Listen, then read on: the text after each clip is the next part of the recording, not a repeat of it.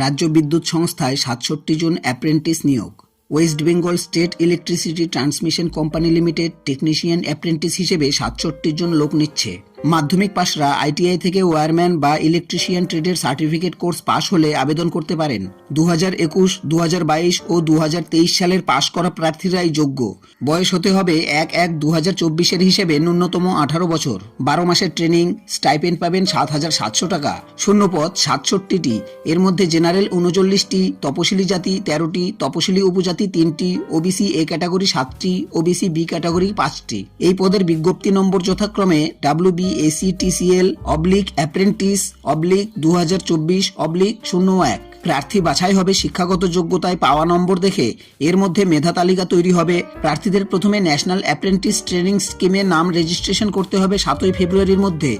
এই ওয়েবসাইটে https://portal.apprenticeshipindia.gov.in আরও বিস্তারিত তথ্য পাবেন এই ওয়েবসাইটে। বন্ধুরা, আজকের জন্য এতটুকুই। দেখা হচ্ছে পরবর্তী ভিডিওর সাথে। ততক্ষণের জন্য ধন্যবাদ।